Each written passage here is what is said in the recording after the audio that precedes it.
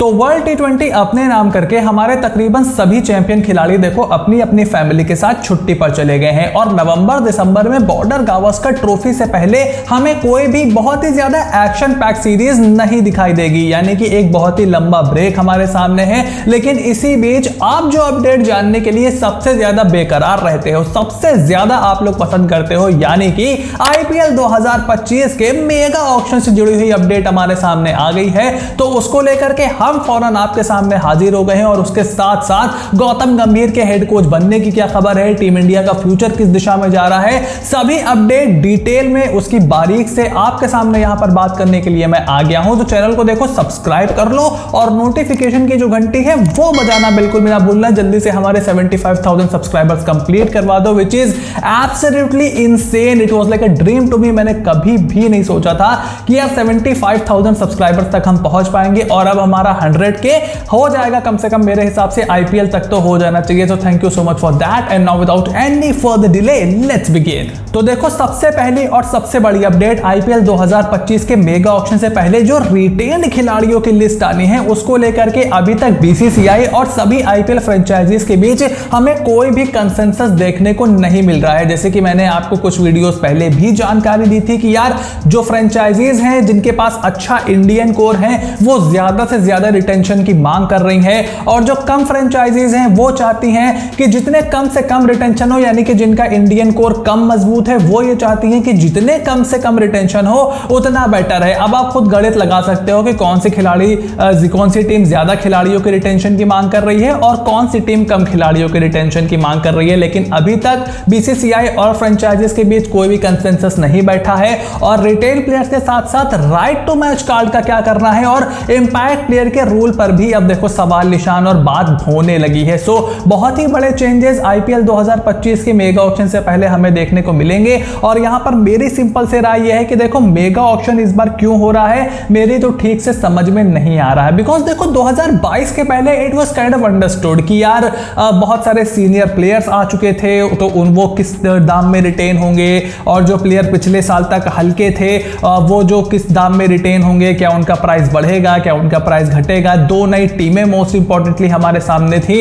इस साल ऐसा कुछ ज्यादा देखने में है नहीं, तो क्यों मेगा ऑक्शन इतने छोटे से साइकिल के बाद कराया जा रहा है, ये अपने आप में एक सवाल है। और इसीलिए जो बहुत सारी बड़ी बड़ी फ्रेंचाइजीज हैं जिनका इंडियन कोर मजबूत है वो बहुत ज्यादा खुश नहीं दिखाई दे रही है। वहीं दूसरी बड़ी अपडेट है आईपीएल 2025 के defending champions Kolkata Knight Riders से रिलेटेड, जिनके mentor Gautam Gambhir is all set to become the next Indian head coach, यानी कि उनको मेगा ऑक्शन से पहले एक और नए मेंटोर की यहां पर जरूरत पड़ गई है। एंड रिपोर्टेडली राहुल द्रविड़ जो कि इंडियन टीम को हाल फिलहाल में वर्ल्ड कप जिता करके फ्री हुए हैं, उनको कोलकाता नाइट राइडर्स ने अप्रोच किया है to become their new mentor from the IPL 2025। और अगर राहुल द्रविड़ वो जिम्मेदारी उठाते हैं तो एक बहुत ही बड़ी जिम्मेदारी उनके ऊपर होगी, क्योंकि मेगा ऑक्शन में आप किस तरीके का परफॉर्म करते हो वो आगे जाते हुए आपकी चीजें डिक्टेट करता है, आपके आने वाले सीजन्स डिक्टेट करता है। तो चंद्रकांत पंडित हो गए, वेंकी मैसूर हो गए, वो राहुल द्रविड़ को ऑन बोर्ड करने की कोशिश कर रहे हैं। उसके साथ साथ राजस्थान रॉयल्स भी बहुत ही ज्यादा इंटरेस्टेड दिखाई दे रही है राहुल द्रविड़ के लिए। एंड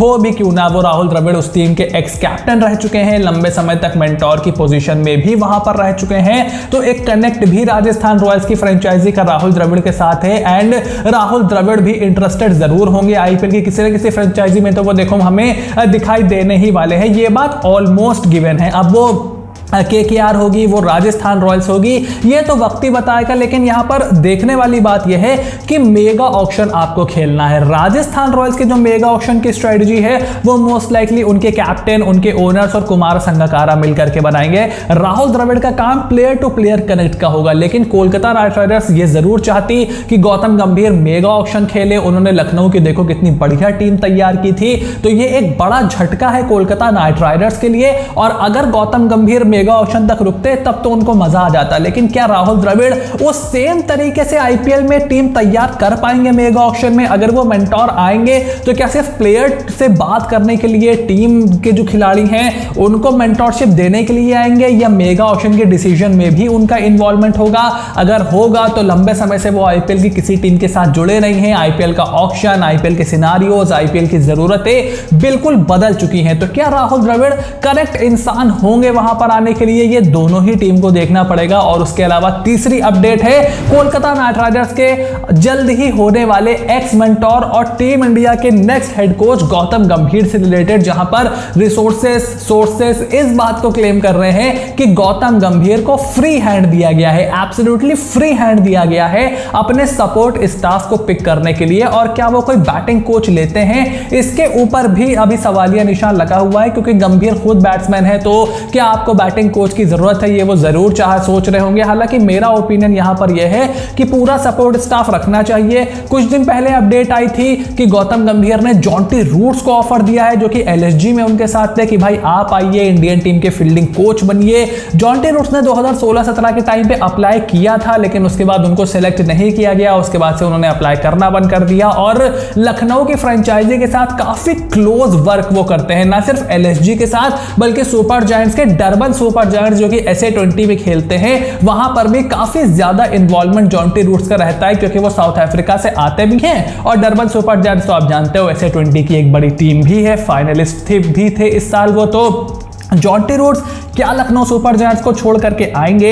क्या गौतम गंभीर उनको मनाने में कामयाब हो जाएंगे? अगर वो नहीं तो कौन? बहुत सारे सवालिया निशान अभी लगे हुए हैं, लेकिन गौतम गंभीर को उनका सपोर्ट स्टाफ पिक करने के लिए पूरा फ्री हैंड दिया जा चुका है। वही चौथी अपडेट है भारतीय टीम के फ्यूचर से रिलेटेड, जहां पर श्रीलंका के खिलाफ हमें 3 वनडे मैचों की सीरीज खेलनी है। वहां पर रोहित शर्मा और विराट कोहली को आराम दिया जाएगा। मोस्ट लाइकली इसमें जसप्रीत बुमराह भी शामिल होंगे। तो वनडे सीरीज में ये 3 प्लेयर हमें खेलते हुए नहीं दिखाई देंगे। अब ये कितना सही है कितना गलत है, क्योंकि सिर्फ 6 ओडीआईज आपको चैंपियंस ट्रॉफी से पहले मिलने हैं, और ये खिलाड़ी 2023 के वर्ल्ड कप के फाइनल के बाद से ओडीआई क्रिकेट खेले नहीं है। आई नो 300-400 ओडीआईज का एक्सपीरियंस रखते हैं, बहुत ज्यादा ओडीआई क्रिकेट खेल चुके हैं, मास्टर हैं ओडीआई के, मसल मेमोरी इनके पास है ओडीआई की। बट यार match time is match time. हालांकि उससे पहले ये काफी सारे टेस्ट क्रिकेट खेलना है, आपको बांग्लादेश से खेलना है, आपको न्यूजीलैंड से खेलना है, फिर आपको ऑस्ट्रेलिया से खेलना है। तो उस बड़े टेस्ट सीजन के लिए BCCI wants their senior player to be fully fit and fully fresh, इसलिए उनको आराम दिया जा सकता है।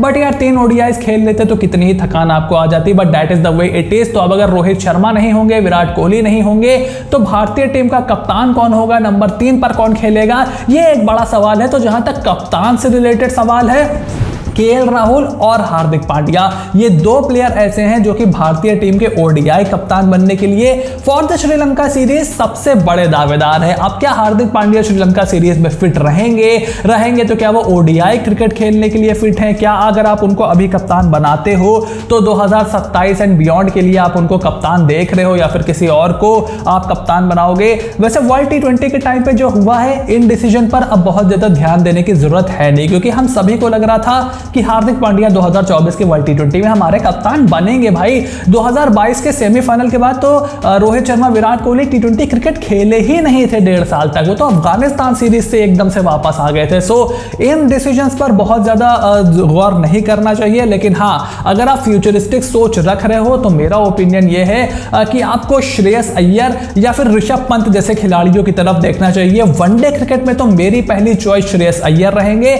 और अगर ऋषभ पंत आपको वनडे में लग रहा है कि उस तरीके से आप उनको रेस्ट देना रहेगा, क्योंकि टेस्ट क्रिकेट काफी ज्यादा वो खेलते हैं, सबसे मेन टेस्ट बैटर बनकर के निकले हैं, तो शुभमन गिल की तरफ भी आप देख सकते हो। लेकिन वो अभी बहुत यंग है, तो श्रेयस अय्यर मेरे हिसाब से इस टीम को वनडे में लीड करने के सबसे सही बंदे रहेंगे।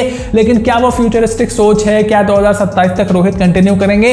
अभी उसमें बहुत टाइम है, तो इस डिसीजन को बहुत ज्यादा उस दिशा में नहीं देखना चाहिए। तो ये थी आईपीएल 2025 और टीम इंडिया के भविष्य से जुड़ी हुई कुछ बहुत ही बड़ी और मजेदार अपडेट। आपका क्या ओपिनियन है? मुझे कमेंट बॉक्स में लिख करके जरूर बताओ कि क्या राहुल द्रविड़ को केकेआर और आरआर में से किसी एक टीम का मेंटोर बनना चाहिए? केकेआर का मेंटोर किसे बनना चाहिए? गौतम गंभीर के सपोर्ट स्टाफ में किस कोच को आप देखना चाहोगे? सब कुछ fill in the comment section down below. Channel को सब्सक्राइब करो, नोटिफिकेशन की घंटी बजा करके रखो, ताकि इस तरीके की कोई भी अपडेट आपसे बिल्कुल भी मिस ना हो। So stay tuned and I will see you soon in the next video.